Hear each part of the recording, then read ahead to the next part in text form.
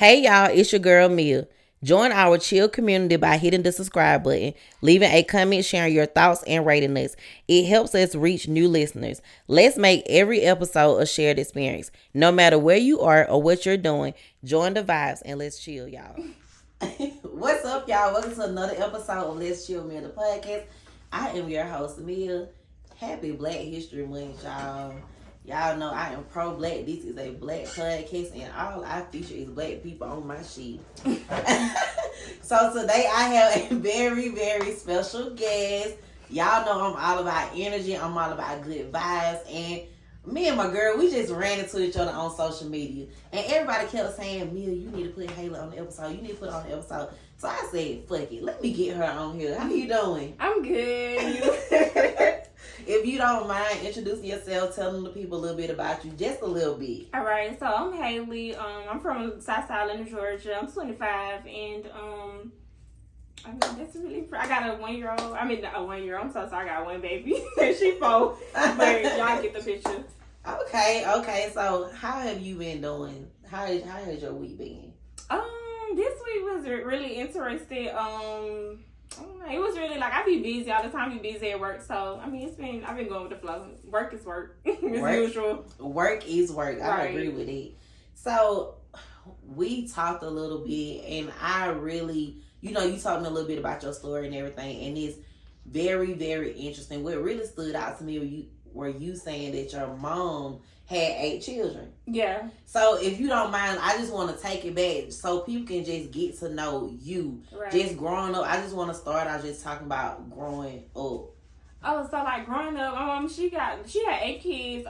She was in a single parent household, but like my mama always made it happen. So when it come to my mama like a go getter. So we ain't never really like had to struggle or nothing like that because my mama always had us. You know what I'm saying? Like I don't care what she got to do. My mama gonna make sure like her kids got what they need. Christmas, holidays, birthdays come around. My mama gonna go 8. Shout out to mom. Time. Shout out to mom. So out of the 8, you were number what? I got 2 up under me. My brother Rod and then my sister Moore. So I got 2 up under me. So you number 6? Yeah, 6. Wow. Yeah. Mm-hmm. Okay. Yeah. So how is it? More girls, more boys? More girls because we only got 2 boys. What? Yeah, so it's more girls than boys. How was that growing up in? Okay, so how old is your oldest? The oldest is 30. Your sister? She's 30. Yeah, she's a girl. She's 31 or 30.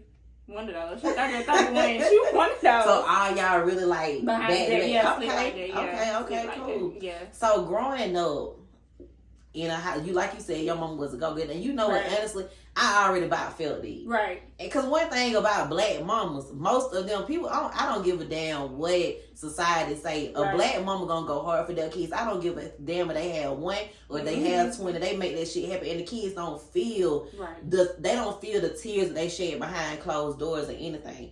So growing up, what did you want to be? Oh, when growing up, I always got in trouble in school. I ain't gonna hold you. So, I was like, I went to alternative school. I think it was Crossroads, and they took us to this jail cell. And I remember them taking us to this jail cell, and we walked around. It was like the Beyond Scare Straight. They was trying to scare us, like this is where y'all gonna end up at if y'all don't get on Straight Street. So when I went home, I remember crying to my mom. I was like, I want to be a lawyer because I can't be behind bars or whatever. So that's what I wanted to do when I grew up. I wanted to always be like a lawyer. That's what I wanted to do. But how old were you when you did the Beyond Scared Straight thing? I probably was like 13, 14. I don't know how old years. That's funny. Because when I was in middle school, I was getting ready to go to the ninth. Well, yeah, I was getting ready to go to the 8th grade. Uh-huh. So I went to the school, and my dad took. You know how you go to the first day of school, like the day before the first day to get your schedule and everything. Uh-huh. And the principal, they was like, oh, we don't have Mia on the schedule nowhere. We don't see her name. So my dad was like, that's weird. Because I had been going to the school 6th and 7th grade. Mm-hmm. I go to the office. The principal was like, oh, she's getting sent to alternative school. For real? Straight after that? Yes. Because I had got into a lot, quite a bit of trouble in my 7th grade. And my dad was like, please not send her to alternative school. Like, she promised she gonna straighten up, she gonna do the right thing. And I can say I did, for the most part. Oh, they ain't seen you? They didn't see me. Like, he was just in there like, she promised she gonna do right. She ain't gonna get in trouble. So the first half of that year, I chilled. Like, I was like, they ain't sending my ass to alternative school. I already had about 3 or 4 cousins down them. I sleep wanted to go because they only did half a day. That's why I loved it. Man, I remember, was it Noonan? No, I was in Meriwether County. Oh, so I was in Noonan, and that happened to me. I just came down here. I was suspended on the first day of school. I'm like, damn, like, I don't even know these folks. Like, I went to Noonan, and I think it was, I said, Planky or whatever. He was like, I think he was the principal over there, and he I had got on the bus, and this boy, he was like, why they mama outside? Because my mom was just trying to see the bus schedule. Right. And even though it was in high school, I think they was putting the high school and middle schools or on the same bus, and we had the same bus driver. So I was like, what the fuck you say? Like, but you know, when you coming from Atlanta, you not going to get suspended for no shit like that. Right. So I'm coming from Noonan, and I'm like, they was like, just sit tight on the bus. And I'm like, okay. So I stood up on the bus. I'm like, I sat down on the bus. Next thing you know, he was like, he was looking at my track record. He was like, okay. And then he was like, we're going to send you back. But I actually loved it over there. Like, I progressed and I, like, grew. So it was better for me to go over there.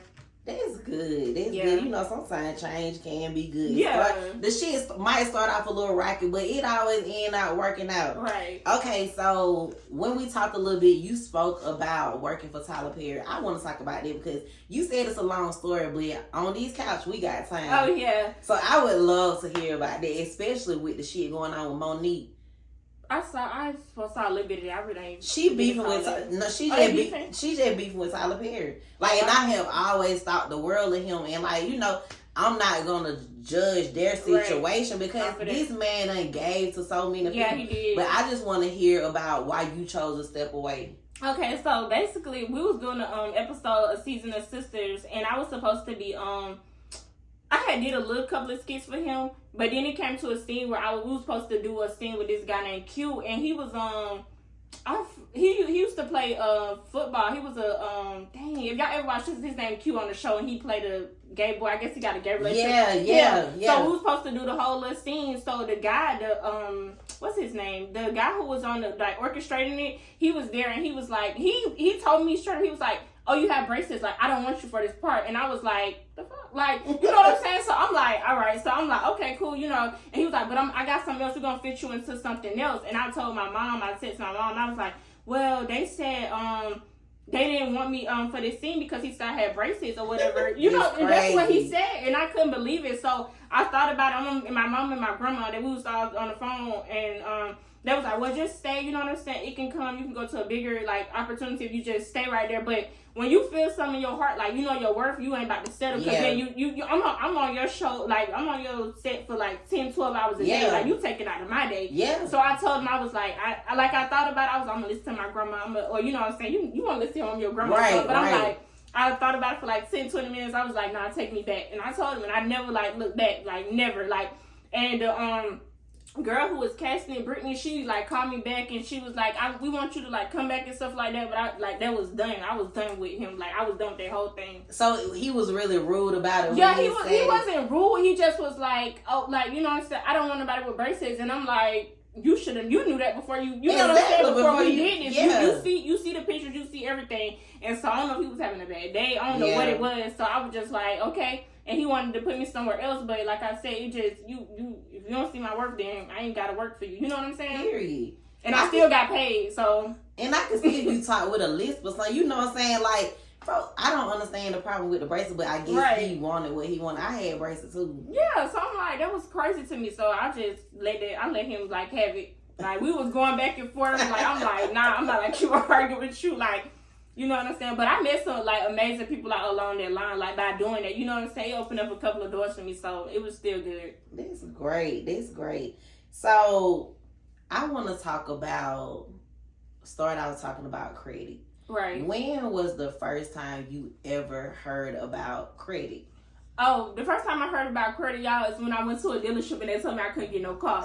What you were trying to get? I think I had a Dodge at the time, and I was thinking like, no, I had a Nissan, and I ain't want it. And the guy, he was like, oh, I think that was from Buy Here, Pay Here. And I was like, it's time to upgrade. And it was me and my child father. And my child father, he was like, we both went to the dealership, and they was like, we both ran our credit. And they telling him, like, you can get a car. She can't get a car because I'm on her credit. And so I was like, what the hell? You know what I'm saying? That was back in, so I had I think it was a credit card on there, but I had ended up paying my credit card, but I didn't know that it still be on your credit at the time. So that was the whole thing when I learned about credit. I'm like, okay, so I started like monitoring my scores, but I never went into full like how I do like now with the credit repair. I never went full into it until like probably like a couple of like last year I started it, and then I just went full force. Like I paid people to do academies and stuff, but I like it. I really like it. You know what I'm saying? Because it prepares us like for the future. You know what I'm saying? Yeah. Like I was dealing like I was trying to like.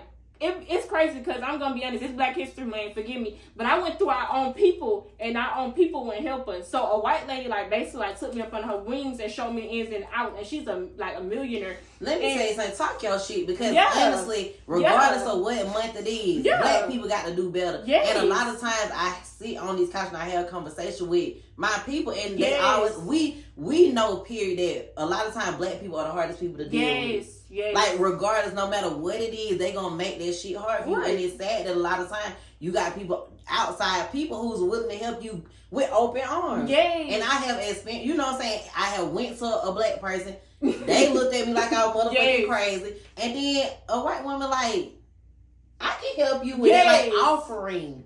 So let's just talk about, okay, so the white lady, she helped you. Yeah, she like took me under her wing. Like, of course, everybody gonna like want you to pay for their services, which is cool. I was willing to do it because she wasn't like, I don't know. It just, you could trust her. I trust my intuition at all times. So she was real genuine, and she was like, you know how she had a lot of people she was dealing with, but me and her was having like one-on-one conversation. Anytime I needed help or something, she was always there. She was like, I'm going to show you how to do this. I'm going to show you how to do that. And her program was effective to me because everything she told me to do, I did it. And I just like, ever since then, like I just been fixing on my credit and fixing other people's credit. You know what I'm saying? Like, nothing off limits for me this year. That's how I feel. Like, I love that. So how long have you been in the credit building? I've been doing it. So I started doing it like, I think like October or something. But I had took her academy like 2 months prior to this, but like October.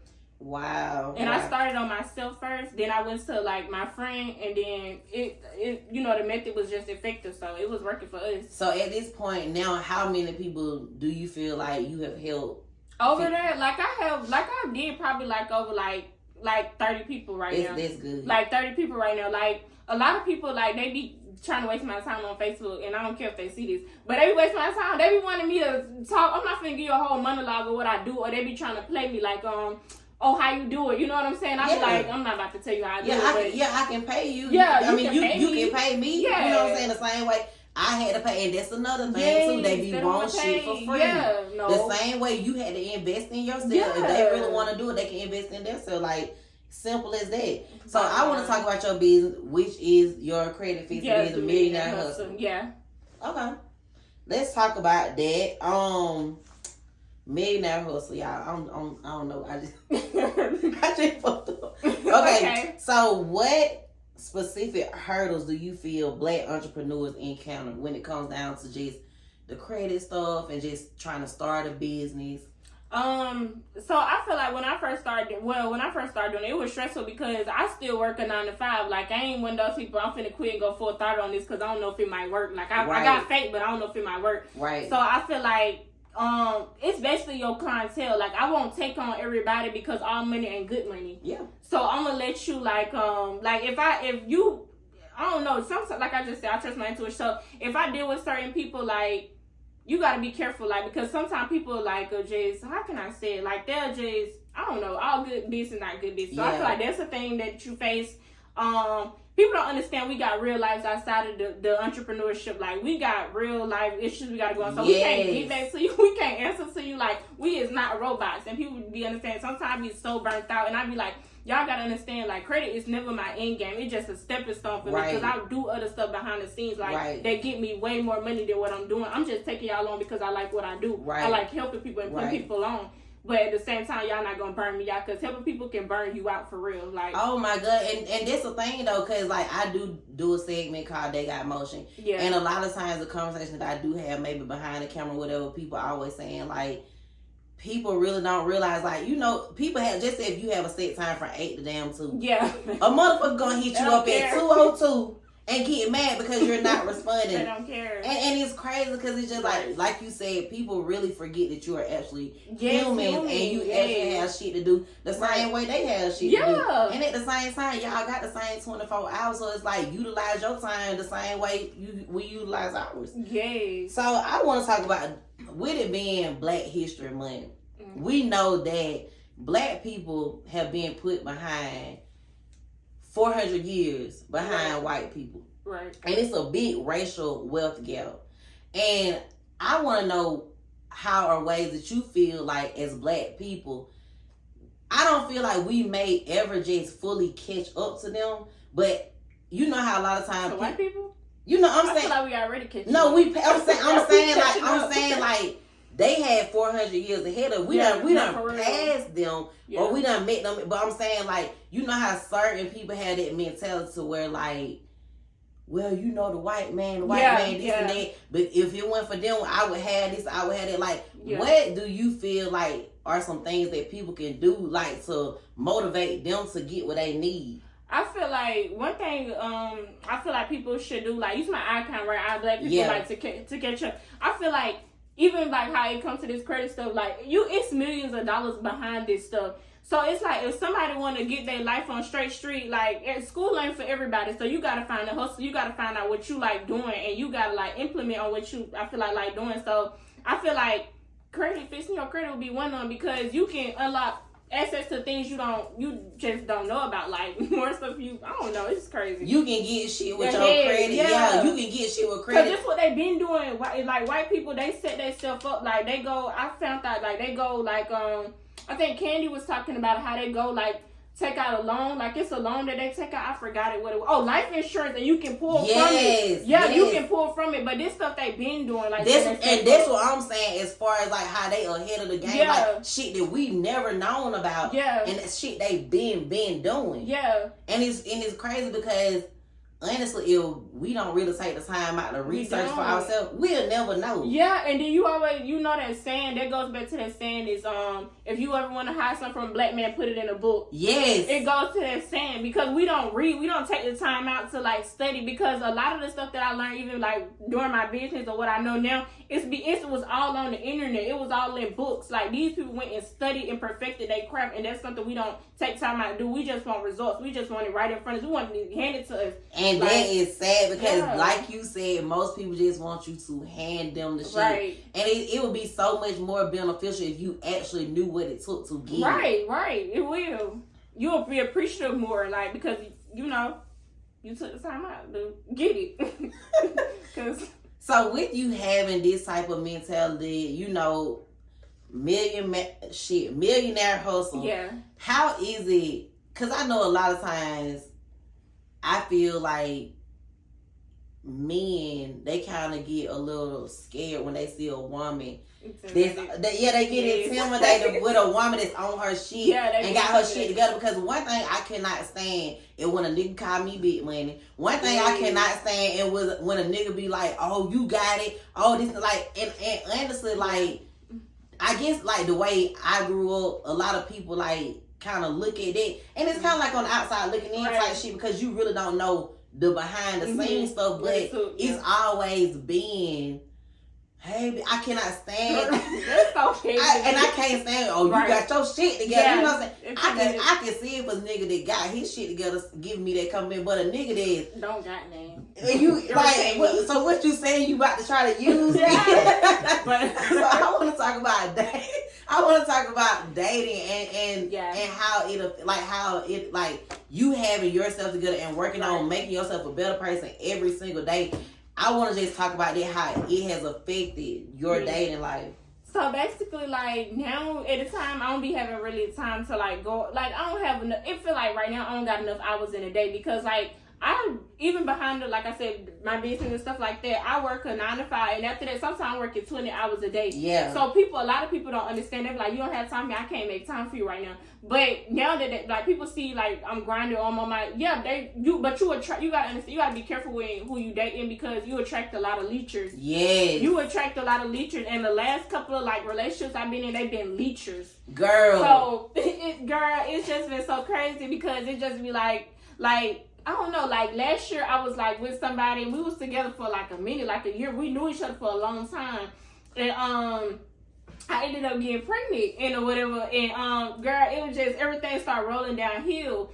And I think why? Because you know that the saying was like, oh, you pray this prayer, like what is it? Lord, before I go up, or you take me up. You know, you need to expose everybody around me. Yes, girl, yes. Girl, I swear to God, as soon as I prayed that prayer like consecutive 3 days straight, and I swear to God, my whole relationship went down the hill. We moved out, and everything was just going out here, and it just you attract leechers, and you don't. That's why I'm just protective now over my energy, who I allow to my space. Not even only that, because I got a daughter, so it's now it's different. It ain't like it used to be, so it's real different. I can relate with you when it comes down to that, because my last couple relationship before the relationship on me, and now like niggas were leechers. Sure. Like I literally had like my previous relationship before the one on me, and now like the nigga really just tricked me. Like I knew him through my cousin.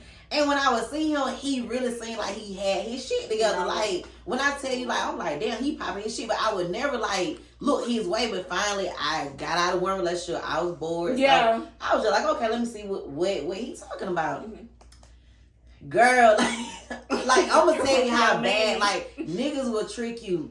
The shit was so bad to where when we started talking, where he was working at, like, they were on, like, shutdown or a break or something, whatever. And I knew people that worked there, and I know for a fact, like, they make a pretty good amount of money. Yeah. So I'm like, okay, cool, whatever. Everybody go back to work. He swear he at work. But then I called him one day when I'm getting on my break, and he at home, I hear the TV. What are you doing? And I'm like, oh, you went got out early today. Oh, yeah, I went feeling good. My stomach was hurting, blah, blah, blah. When I said the nigga was pulling up on me in a car, come to find out it was his auntie's car, found out he had got fired from his job like a month or two before we started talking. And then I went to see him one day. The nigga had packed up his shit and was telling his mama and aunt that he was moving with me. Oh. And when I got there, his mama was crying, and like he didn't live with her, but she was there. Him and his aunt, they lived together. Yeah. And she was just like, this just ain't right. And I'm looking like, what the fuck? So she left, and then his aunt was like, Mia, can I talk to you for a second? Let me pull you to the side. Because I went back to his room. He packing or whatever. He was like, I just told her, I just went ahead. My mama a little mad because I told her I was moving. I was like, okay. So his auntie was like, Mia, can I talk to you for a second? Yeah. I'm like, yes, ma'am. So we go outside. She was like, when did y'all decide this? And I was like, decide what? She was like, he said that he's moving with you. I was like, she was like, from the way you looking, like, it don't look like you knew it. I was like, we really haven't discussed it. She was like, Mia, what he gonna work it? Like, she was like, how he gonna get the work? Yeah. Like, and it was all of that. And I was just looking like, I ain't signed up for this. And finally I said, that's what I'm trying to figure out. So she was like, oh my gosh, she's like, okay. So she called his mama. The mama came back up. The girl, and I tell you, they had a whole conversation with him. Then he came to me talking about, I feel like you don't want me. I was like, you really don't need to. I was like, because I cannot, I'm not taking care of no nigga. Yeah, Did he move in? Hell no. Oh, I was hoping he did. Girl, that would have been a horror story. Hell no. Y'all ended it right then and there though, right? We didn't end it. Because one thing, I don't know. I'm going to tell you something. Around that time, like, it was right after the time I had just lost my child. So I was really, like, vulnerable. Yeah. I was very vulnerable. And I was willing to, like, help people. And I was seeing his potential. Yeah. I really saw his potential. So they kill us every time. Stop trying to see a man potential. They ain't got no goddamn house. No leave their ass where they at. Girl, seeing his potential. And finally, you know what I'm saying? I told him just like this, you gonna have to get your shit together. I'm giving you X amount of time, such. Okay, cool. He got a job. But the job only on the weekend. You can work overtime and much time you want. You rather lay up here. I don't know. I don't like that because I'm going to work every day and you think you got to be at my shit. No, you're not. So finally it just got to the point where I was just like, you know what? You've had enough time. I can't do this anymore. And how about I don't know, because we literally just stopped talking completely cold turkey. Like he did, like, hey, I want to talk to you or whatever. And I was just like, we talked. But I was just like, it's just better we don't do this. Because at this point, like, nigga, you done showed me your true hand. I can't fuck with you. And after that conversation, probably about 2 months later, I just run across his page.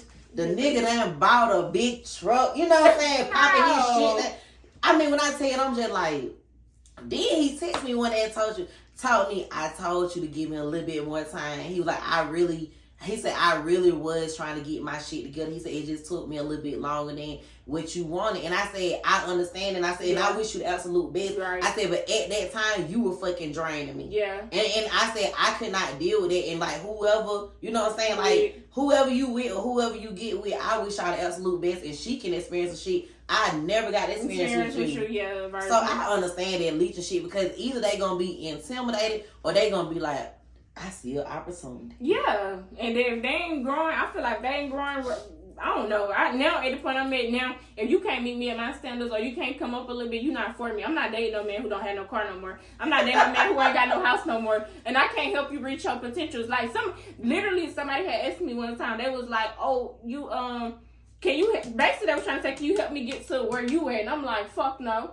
Like you can, like nigga, do you know what it took? Yeah, like fuck no, like hell no. Like first of all, you should already be working towards it. Like what are you doing? So that mean I gotta start you at square one. Yeah, you a man. You know what I'm saying? And I know they say women age or mature faster than men, but I feel like have something. You know what I'm saying? Like that scamming shit is not gonna work for me. That fast money, like girl. I was just telling my brother today, like a nigga I was talking to. He swore he was scamming, and I don't. First of all, I'm not with that shit because nigga, you might try to bust my account and he ain't fucking with my goddamn shit. And come to find out, he was a runner. Like he was like the middleman. I'm getting the cars and taking them to the beach. Yeah. I'm posting the shit on my social media and collecting the cars to the big man. The big man done bud for $10K. You only get by $200. Yeah, like no, make it make sense. I didn't even know folks do that shit. Yes, they like do it. When I said like. It scared me because I'm like, I don't want no middleman nigga. Like, first of all, I really want somebody who got some legit shit going on. Yeah, that too. Like, when my early 20s, like, people used to always say, oh, you love dope boys and blah, blah, blah. Mm-hmm. I dated them, but that was never the type of man that I wanted. You know how you might... It's just fun. Yeah, you might attract a certain type of person, and then when y'all start vibing, you realize, like, oh, this is what he do. Yeah. And then by the time you realize, you might have a little feeling for him, then you end up just going through the motion with him. You might be goddamn trafficking dope for him and all type of shit. Nigga, I don't want that type of lifestyle. That's what the last relationship I was in. I'm like, he done crazy my birthday, done paid for everything, so we like, oh, you big, you know, big man. You having it. Ain't that a good feeling? You know who the fuck you ain't saw that shit since. I'm like, so where the money at, babe? You know I got to slow down. She is slow. Yeah, it's slow right now, bro. Like, he used to be like, I want another card to come in. I'm like, bro, I can't keep doing this. And it's like, we was in the both positions. It's like how you was saying, like, I'm working, like, and his job was basically, he was scamming. So it's like, I ain't gonna lie, we came in, we had some good days. It was like, we was up. But it's like, when we were fucked up, he was fucked up by himself, because it's like, I ain't finna be fucked up. Look, the shit was so fucked up to me. If I want some goddamn juice and crab, nigga, I'm gonna stop and I'm gonna eat that shit before I get home, because then I call like, you want something to eat? I'm gonna stop at Burger King. Get you a little bit like, hell nah, nigga. You ain't about to got that, I used to do the same thing, like, hell nah. Cause it felt like, shit, I got a little girl, so it felt like, shit, my baby like her back, her baby asked me for steak and shit. Period. So I'm like, for me and her, when we go to Nico's or something like that, it's like $50-$60. And then I gotta feed them up, another motherfucker. Oh, we ain't eat when we get home. We ain't eat. Nigga, it ain't your birthday.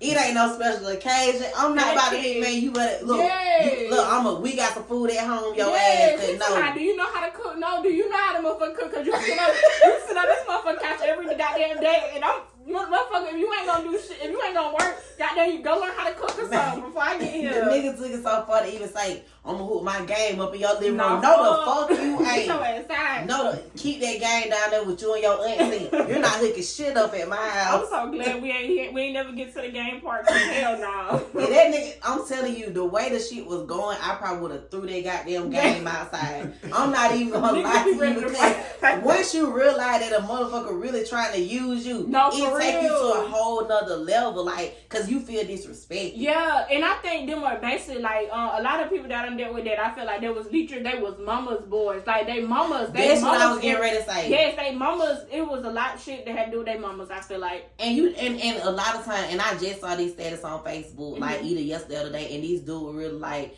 look, ladies. He was like, I know a lot of y'all really feel like, the nigga ain't in your life. He really ain't help y'all. He was like, but y'all got to stop coddling these boys. He was like, because they growing up and they being too soft, and the women, they looking for a grown ass woman to take care of them, and he was like, that ain't life. Yeah. He was like, you need to allow their uncles or somebody to be in their life to try to help them grow up, because you can't a woman cannot make a man a man. No, you can't. Because you gonna just imagine.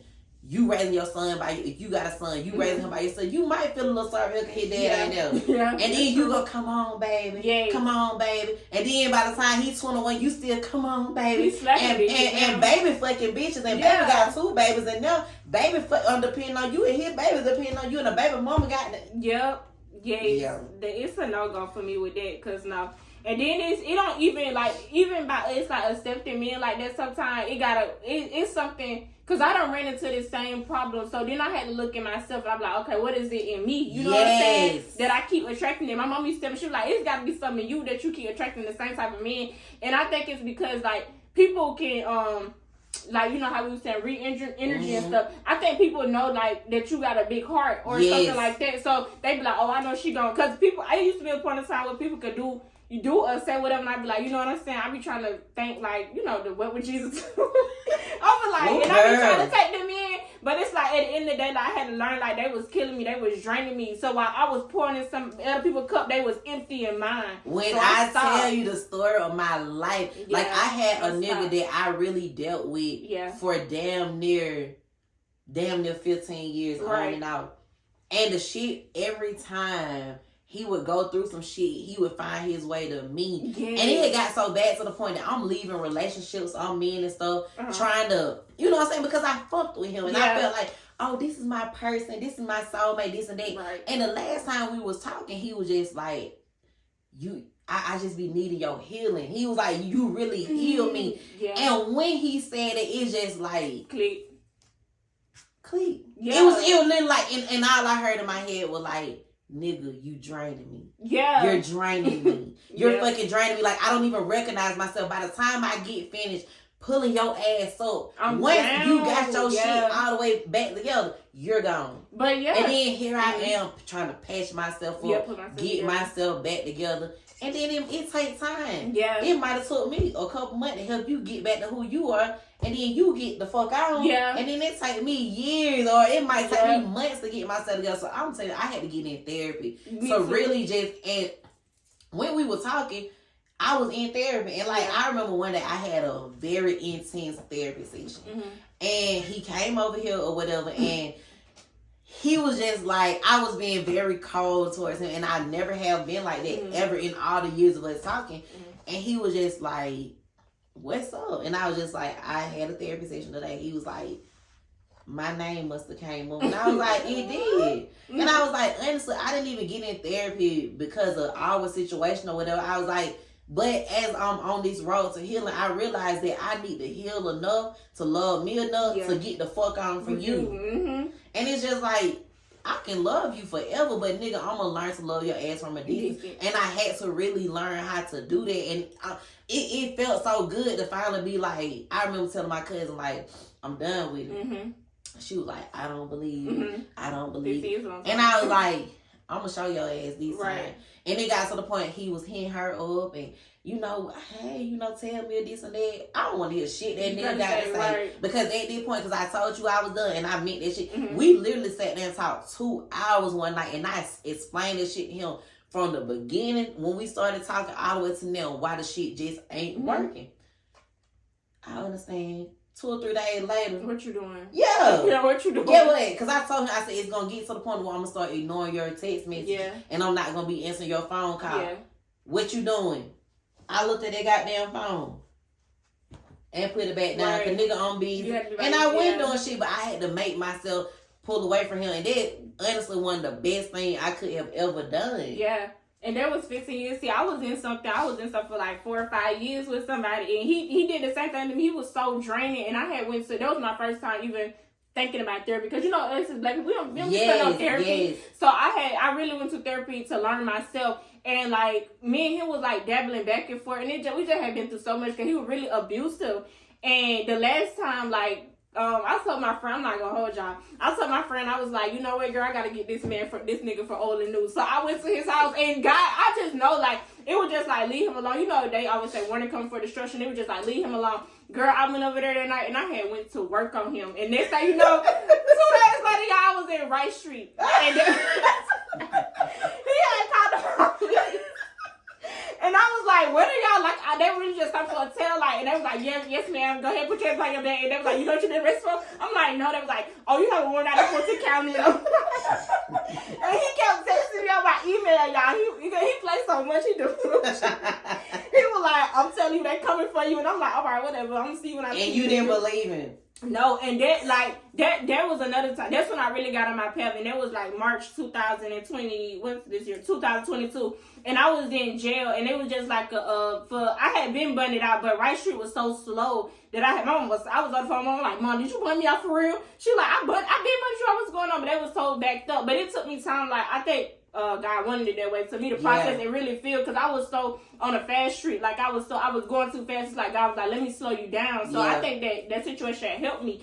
But I had some time to sit in there, and I had some time to reflect, and I couldn't get in my career path because they had hit my record at the time. And it's like I started getting more to, like, therapy. I started like going to church, and it's like, God like really gave me a do-over, because what I was supposed to serve, or I was supposed to serve 5 years in jail, that's what they gave me. Every time I went back, the charges? Oh, first of all, we don't even play no police ass game, nigga. It was a battery, and it was battery, and it was some damage to property, but both of them was felony charges. Yeah.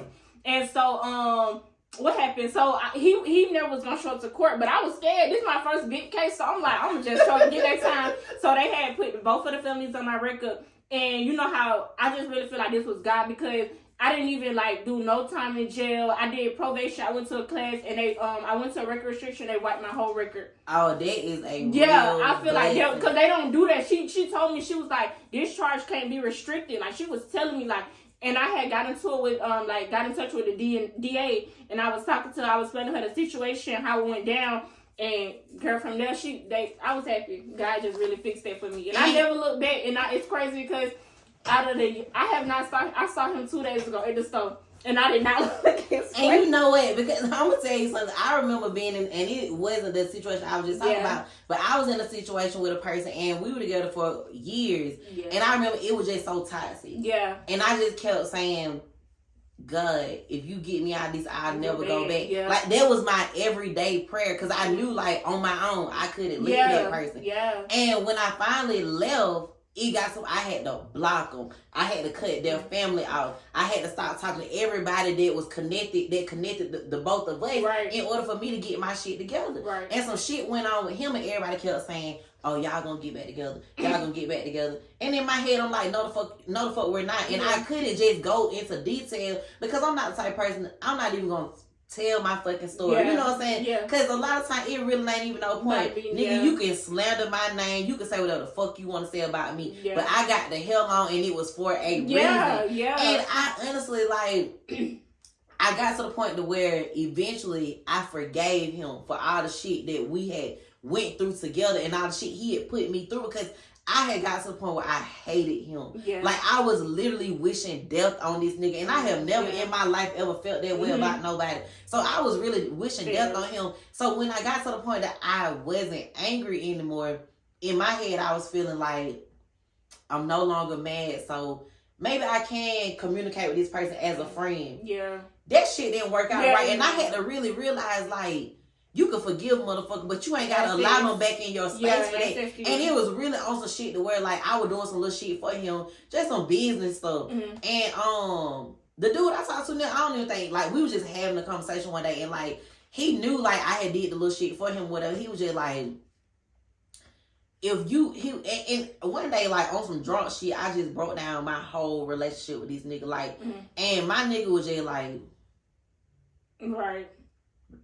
He was like, what the fuck? Like, he literally sat in silence, and he literally just told me, like, how can you even deal with a person like that on any type of level? Yeah. Like, how? Mm-hmm.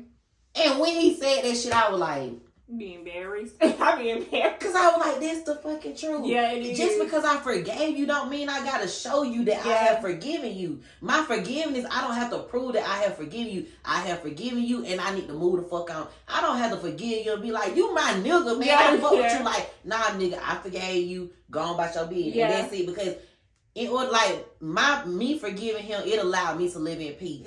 So if I feel like when he said it, it's like a light switch that went off in my head and I was just like, you know what, you right. I don't, and I ain't even, you know, I just looked at it and I thought about the shit and I just thought about it and I was like, this is some real ass shit. Like, I should not even allow this motherfucker in my space. Not on no business shit. I don't care if it is a money exchange. Like, nigga, get the fuck on. Get somebody else to do. Yeah, because you still left the door open to give him access to you. Even though you're not really saying you give him access, it's in his mind, it's like, oh, I still got access to her. Even if it's with business-wise, whatever. You're right. And even if the simplest type of access, it might not be how it was, but even just a little bit, it still make a motherfucker feel like they got some type of on you. So speaking about therapy and stuff, I like how you said you went to therapy. Yeah. How was your relationship with your therapist? Like, did you have like a black therapist or? I had a black therapist. She was a woman. She was a Christian one. So me too. A lot of the stuff that I was dealing with, she was just saying she felt like it came from like my childhood trauma. But I'm like, I ain't really have no childhood trauma because, like I said, we had it good. But the thing is, like, when it came, me and my dad got a great relationship. Love my daddy to death. I think, but my daddy was one of those type of daddies like my daddy, he had money, so it's like, I'll give you what you want. Yeah, I'll give you what you want, but we ain't gotta spend no time. So that's what, like, that's what it's like, I didn't really get the love from a man perspective. We got the gifts, we got everything we wanted when it came to holidays, birthdays, but we didn't get the, like, I feel like we didn't get the love. So it's like, now you going to search for love in somebody else, and then you damaging yourself. And she made me realize that, because I didn't know that about myself. But I ain't gonna lie, it took me a couple of other chicken heads or whatever, boy, to like learn that. And I think like after my last situation, like I finally like started to pull back into myself, and I lost a lot of good people. Well, not a lot of good people, good and bad people, like on the way. So like, I think I love my therapy. You love yours? Girl, I love my therapist, and I can say I was talking to this lady. It's a lady that she does. Have you ever heard of womb healing? Oh yeah, I have heard that. I never tried to do that. So I was just talking to her one day or whatever, and she's a certified, I don't know like the proper name for it, but she do the womb healing and everything. And like me and her was just talking, and she was just like, I just sense like something in you. She was like, it's like, I can tell you that you have let a lot of stuff go, but you're still holding on to certain things. Right. And she was like, I do womb healing. And she was like, I would love for you to come and let me do it or whatever. And I was like, okay, you know, she explained it all to me. I haven't done it yet, and I really want to do it. I'm willing to try it or whatever. Right. But I was telling her, I was like, well, yeah, I said I'm in therapy. No, I said I was in therapy. I said I've taken a break right now. I said but I'm still, you know, constantly every day. I feel like your healing journey is a consistent everyday thing. Yeah. And she was like, how was your therapist? And I was like, she was cool. You know, she's a black lady, Christian black lady or whatever. She was like, okay. And I was like, but the last therapy session, to me, it wasn't weird until she said it was weird. So it's some shit, some real traumatic shit I went through. And what she had me to do, it was kind of like hypnosis type thing, but she really didn't hypnotize me. I don't know, but like it was kind of like she called it some type of meditation where I closed my eyes and she just taught me through it. She took me all the way back to that particular day. She walked me through that whole day, all the way to the very end of that day, and it was like, it was draining the fuck out of me. But when I had to kind of snap out of it. When I snapped out of it and I looked at her, she was boo-hooing and crying because like she felt my pain. Right. And the lady was just like, you don't think that weird that your therapist was crying? She was like, she's supposed to be there. But you thought it was weird? I wouldn't think it was weird. At the time, I didn't think it was weird, but she was just like, how are you gonna cry and be a therapist? She was like, how are you gonna get through what you need to get through if your therapist is also crying? If your therapist is crying as hard as you? She was like, you know, when you in that particular field, you got to be strong, you know. And she was like, with the womb healing, she was like, I ain't gonna lie to you. She was like, a lot of times the women be screaming and crying. Yeah, they do. And she was like, I have to hold myself together. And she was like, but when they leave, she said, I break down sometimes. She was like, but when you in a certain type of profession, you got to know how to keep it together. Yeah. And I'm just like, well, maybe she right, but at the same time, when the therapy did it, I didn't feel no type of way about it because I feel like we had so many sessions, and at that point, like, you my homegirl, you know what I'm saying? Like, I'm telling you out, as soon as she asked me how you doing, I'm, oh my God, I'm just together barely. It was crazy, but I did love my therapist, and every episode I try to advocate mental health because I've seen so many people damn near hit rock bottom because they don't know which way to go, and because for so long mental health and therapy and stuff has been taboo to our people. So I always ask the question, on a scale of 1 to 10, right now, how is your mental health? I think my mental health right now is probably like a 9. Like a couple of days ago, I don't know. Good. Yeah, I don't know. Like a couple of days ago, like I think sometimes I do get into my moods where I get like overwhelmed. Like I think it was like Tuesday, and sometimes I listen to like certain music or whatever to like just like get my mood back on track because sometimes I be feeling like so heavy, like overwhelmed, like the weight of the world on my shoulders. So.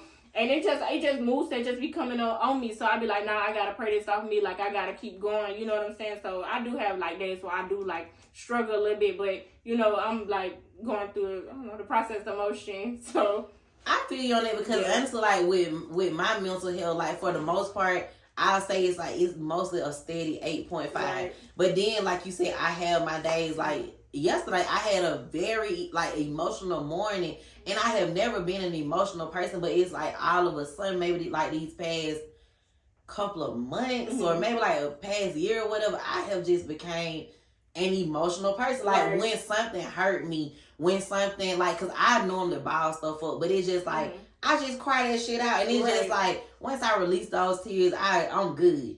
So I have my it's like the shit is a roller coaster. I ain't gonna lie to you because like, 1 minute I'm up and 1 minute I'm down, but I can't honestly say like I'm in a better space than I have been in a very long time. And I really just got to shout out to my significant other because the nigga just really like, I was talking to this dude the other day, and honestly I forgot what we were running. Oh, we was talking about Sukiana.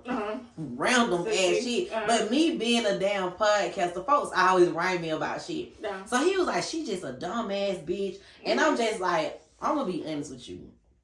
I was like, I have listened to actual real interviews because she did like a podcast with the white girl Bobby. I think I seen that. And people took out the little clip when Bobby asked her was she a musician. She was like, bitch, I don't do no magic tricks. And honestly, he was like, she a dumb. I was like, I'm not gonna hold you. Like, honestly, she's not like that. I said, she do that shit because she know for clout. And I said, because I've listened to her on real interviews, I said, she's very quiet. Intelligent too. She's very intelligent and she know that dumb shit sell. I said, it's weird. And he told me, I wouldn't never do that shit in front of no white bitch. I said, me either. But I bet it make that lady views high though. And ain't no telling what the numbers was on that contract. You know what I'm saying? But so we was talking about that, and then I don't know, we gotta talk about relationships and shit. And he was just like, I'm just going through the most trying to find me a good woman. He was like, a lot of times women just be out here looking for help. I was like, niggas too. Yeah, they do. And then he was like, what about, the relationship you in? Like, how you feel? I said, I said, honestly, the past couple relationships, I said, the niggas was looking for help. I said, the way y'all niggas say bitches be out here needing stuff, I said, the bitches and the women that I know, and excuse to be where I use that shit loosely, the women that I know are on their shit. Right. They out here making shit happen. They're driving the cars they want. They buying the houses they want. They're getting everything that they want without the help of a man. Right. And I was like, so y'all gotta start looking. Maybe you need to switch up the type of women that you're into. That's true. And he was like, well, and I said, I'm not gonna lie to you. I said, I feel like I'm blessed to be in a relationship on me now. Like, I fuck with my dude, and he was like, well, he blessed to have you. And I said, and he showed me that shit. So that's why it's so different now. And reason why I can say like, I really fuck with him, and I feel blessed because he showed me that he's appreciative. Like, it ain't no better feeling that I've never really been and I done been in long-term relationship, been engaged and shit, and I did not feel 100% appreciated. So how long you and your boyfriend been talking? 6 months. So thank you. So when y'all started talking, like, did you struggle though? Like, was it hard for him to like break down the barrier, like with you? You know what I'm trying to get at. Like, was it hard? Like, was you like? Honestly, I'm gonna be honest with you. Like, when we first started talking, I had just finished my first part of my therapy session. Oh, okay. So, and honestly, like, we weren't trying to be together. Yeah. Like, we was just being cool. Like, he was just like, shit, I just need some good feminine energy. You know, the shit I'm trying to do, I just need a friend. Right. And it just started out with just me and just straight up friends, just kicking shit, just talking. Because I have a lot of platonic guy friendships. But this one just kind of started hitting a little different. And I started realizing, like, damn, I'm getting feeling for this nigga. And one time had he ever said he look at me as somebody he want to date. And I don't know, he claimed that I just started calling him my nigga, which I don't do that. No, but honestly, like I told him, shit, you called me your girlfriend one day, and I'm like, what we doing? Because like, if you calling me that, then I'm gonna get serious. The shit I got going on, I'm gonna cut it off. The side conversations and stuff like that, I'm gonna cut it off. And I feel like that's how we got the rolling. But he swear, yo, one day you just called me your man and shit. I just said, fuck it, I'm her man. Like, no, nigga. That ain't how it went. But yeah, he actually caught me better than anybody ever had, because I've always had that tough ass persona. Me too. And it's always been so hard. When I tell you, I knock a nigga the fuck out. Yeah. And with him, I just get so emotional. Like, one day he was getting ready to go, and like I knew he was getting ready to leave, like, and he was coming back, but I got no, he wasn't coming back that day. And I just got so upset. I just started crying when he called me, because normally when he leave the house, we'll talk till he makes it to his destination. He was like, what the hell wrong with you? And I was like, I just didn't want you to leave. And we was just talking. He said, about 10 minutes, like, he said, open the door. He was there. One of them. Yeah. So I mean, I like everybody I feel like that I've been in a relationship with, they have had different versions of me.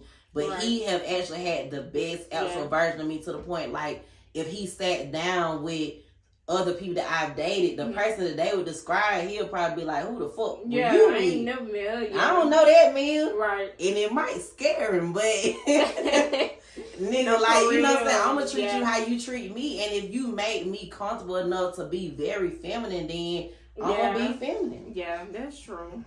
God be cooking. This motherfucker get up early in the morning to go to work. I was up one morning at 3:00. Oh yeah. He was in the like, and I said, what the fuck? I gotta be at work at 7. Right. I'm up cooking eggs and goddamn turkey bacon. I ain't got that yet, but I need to pray you praise. It's coming. When I say it's coming, and the shit just fell out the sky. Like I said, we were just trying to be friends. Because I wasn't trying to be with nobody. Yeah. I honestly didn't think I was ready to be with nobody. And he say, like, he don't feel like he, at the time, he didn't feel like he was ready to be with nobody either. But the shit just happened. I don't know. Shit, they say shit happen for a reason. Yeah, they do. I like it. And I like that. I like that spontaneous ass shit. Like, it's the people you don't see coming that change your life. Yeah, the person that always kind of been up under your nose your whole life, but you never saw him as being your person. You never actually ever been interested in them. That's why it's so weird. I'm just like, fuck it, nigga. I'm rocking with it. Like, shit. I like it. Yeah, it is what it is. So, what else I want to talk about? Okay, so within mental health, I want to do the affirmation. And I always do the affirmation of the week with my guests. And I always choose an affirmation that I feel like resonate with the person that I'm sitting down talking to. Right. So the affirmation I came up with is, me and my family will touch millions.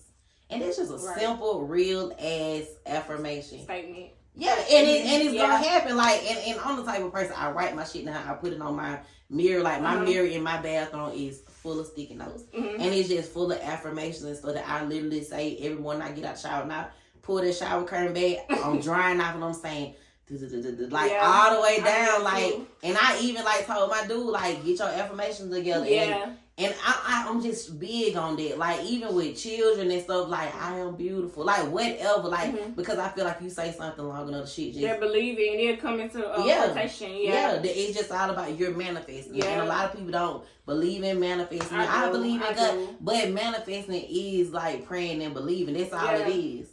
Don't let that big word scare y'all. Yeah, because I be manifesting a lot of stuff, and it be coming to pass for me, so. All the time. Yeah. You just gotta say it, and you gotta believe it. Yeah. Yeah, so, song of the week. I told you before we got started, and I don't even have my feel-good song of the week yet. I'm over here trying to think, but... What have you been listening to? Like, some just been making you feel good, some you been riding to. So y'all know I'm a girl, but I used to be a hood in. So y'all like hood music. But I've been trying to get in my soft girl era. So I've been listening to Mariah. Like, I like Mariah the Scientist. Oh, I love her. Daddy. Yeah, in my ear, baby. I like Mariah the Scientist. I do. I really like her too. I like her. So any specific song you just been listening to her? This my two favorites by Mariah is From a Woman or For a Woman. I forgot the name. That one, and it's like 4 Days and 40 Nights by her and Feature Vory. I think that's his name. Oh, you heard that one? I don't know. I That's like what I'm trying to think. I like one day I just turned on Mariah the Song because I'm like, I know I fuck with her, but I don't ever, because I'm the type of person, like, I just like the same 3 people all the time. Right. Like, and you know, sometimes you just gotta, so you gotta just switch it up, because I literally listen to the same songs every day, and I listen to them like I have never heard them, like, ever. Me too. So, like, it's my first time. I don't heard it many times. Girl. Because I went to brunch earlier, and as soon as I walked in there, they started playing. I love, this is one of my top 5, Surrender by Cut Close. I don't know what it is. They play, it's a group that Keith Sweat signed. They sang Get Up On It. I don't know if you I heard that song, Come Do It, Ride the Dead Pony. It's not that one. Okay, well, no. I don't.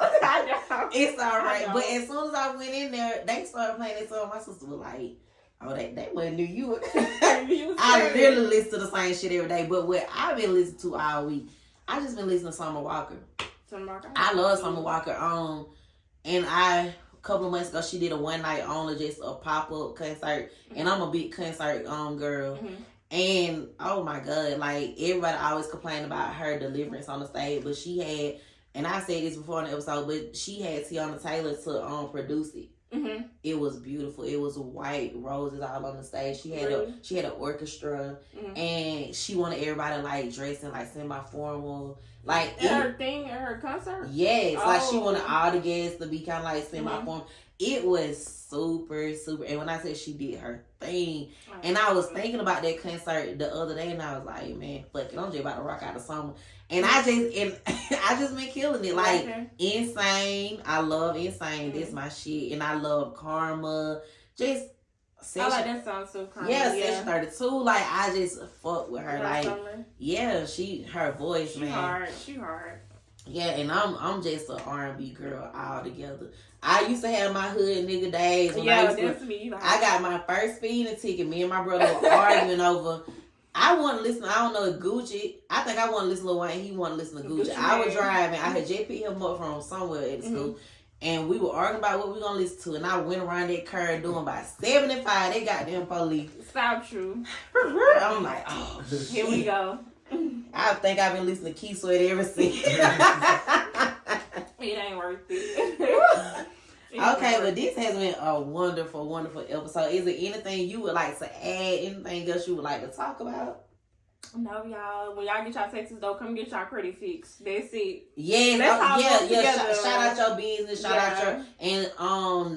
business. Shout out your social media handles and everything where they can find you. Okay, so my name Princess Halle on Facebook or Halle Mosa, either or, and then on TikTok it's Princess Halle 24.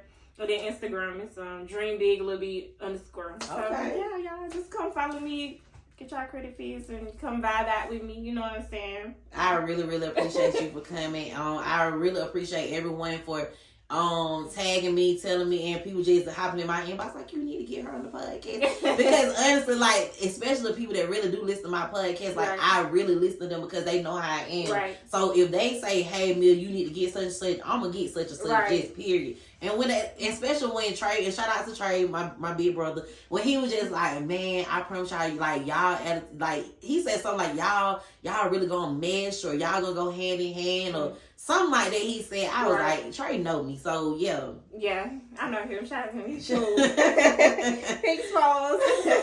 So I appreciate y'all for listening, tuning in. Like I said, you know, once this episode come out, matter of fact, it's coming out on Happy Valentine's Day, y'all. Happy Lovers Day, man. And even if you don't have a significant other, man, love on yourself. Love on your kids. Love on your parents. It ain't about putting on that lingerie for no nigga, man. Put that lingerie on and goddamn send that shit to your ex-nigga.